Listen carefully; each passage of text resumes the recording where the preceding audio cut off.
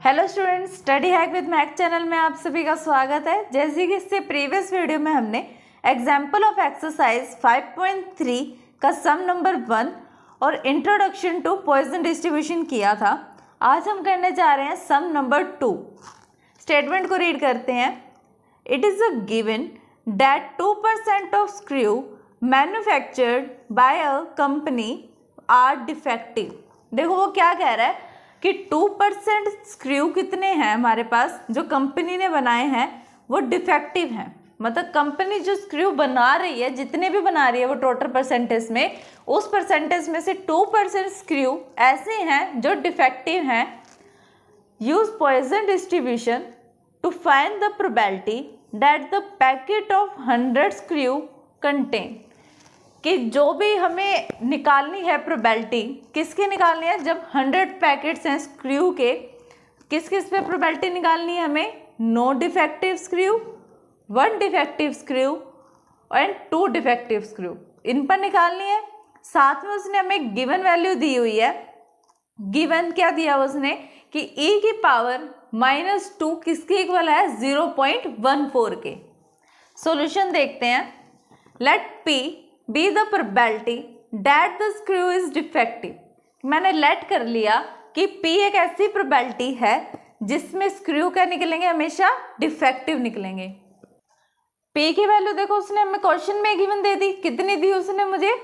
कि 2% ऐसे हैं जो डिफेक्टिव निकलेंगे स्क्रू। ठीक, तो 2% को हम और कैसे लिख सकते हैं? 2 डिवाइड बाय में 100। और n की वैल्यू उसने मुझे क्या दी है गिवन?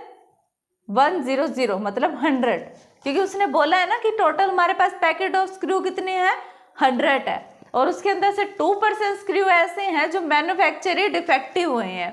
तो P और N की वैल्यू हमें मिल गई क्वेश्चन में। हम M की वैल्यू कैसे निकाल लेंगे? देखो हमें पता है M क्या होता है? मीन। और मीन हमने क्या पढ़ा था कि मीन किसके इक्वल होता है? N P के। अब N है, P है, तो M की वैल्यू निकल जाएगी। n की वैल्यू को हम यहाँ पुट करेंगे, वो है 100। p की वैल्यू को पुट करेंगे 2/100। यहाँ 100 से 100 को हम कैंसिल कर देंगे तो मेरे पास n की वैल्यू क्या बची है? 2। तो m इक्वल्स टू 2 हमारे पास मिल गया। अब हमें m मिल गया, e की वैल्यू हम एज इट इज रखते हैं और r की वैल्यू जो होती है वो कंडीशन पे गिवन होती है। तो हमें क्या मिल जाएगा? एक जनरल फॉर्मूला मिल जाएगा कि m की वैल्यू हम क्या रखेंगे। लेट करा X donates the number of defective screw in a packet of 100 screw। उसने लेट कर लिया कि X क्या डोनेट कर रहा है? Number of defective screw in a packet of 100 screw. मतलब एक पैकेट है जिसके अंदर 100 स्क्रू है। X वेरिएबल क्या करेगा? उसमें से बताएगा जो X है। मतलब X क्या है? यहाँ पे डिफेक्टिव को शो कर रहा है कि ये बल्ब जो है या फिर ये स्क्रू जो है वो डिफेक्टिव है। फॉर्मूले में देखते हैं हम क्या होता है formula. P x equals to R equals to E की पावर -m मल्टीप्लाई m की पावर R डिवाइड बाय में R फैक्टोरियल।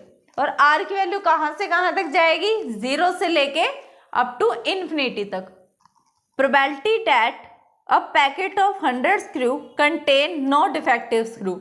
फर्स्ट क्वेश्चन उसने क्या पूछा हमसे कि नो डिफेक्टिव, मतलब एक भी डिफेक्टिव आइटम नहीं मिलेगा। तो x की वैल्यू क्या हो जाएगी यहाँ पर?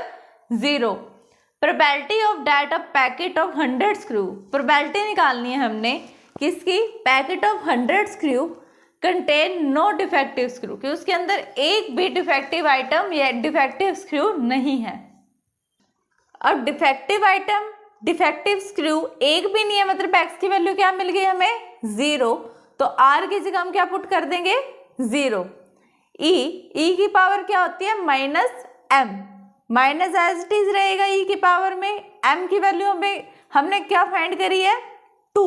m इक्वल्स टू 2 है, तो यहाँ पे क्या हो गया? e की पावर -2 मल्टीप्लाई में 2 की पावर 0 डिवाइड बाय में 0 फैक्टोरियल। अब मैंने जैसे पहले भी बताया कि अगर किसी भी वेरिएबल या कांस्टेंट की पावर में 0 हो तो वो किसके इक्वल हो जाता है? 1 के। और 0 फैक्टोरियल भी किसके इक्वल होता है? 1 के। तो ये वाला पोर्शन तो मेरा पूरा ही 1 हो गया। बचा मेरे पास क्या? e की पावर -2। e की पावर -2 की वैल्यू हमें क्वेश्चन में गिवन है 0.14। नेक्स्ट हमें कौन सा सम दे रखा है, उसने कौन सा क्वेश्चन दिया हुआ है कि 1 डिफेक्टिव स्क्रू। क्या होना चाहिए हमारे पास? 1 डिफेक्टिव स्क्रू होना चाहिए उस 100 पैकेट स्क्रू में। 1 डिफेक्टिव है मतलब जैसे 0 डिफेक्टिव था तो हमने 0 पुट कर दिया, 1 डिफेक्टिव है तो हम क्या पुट कर देंगे, x की वैल्यू को 1, मतलब r की जगह क्या हो गया 1।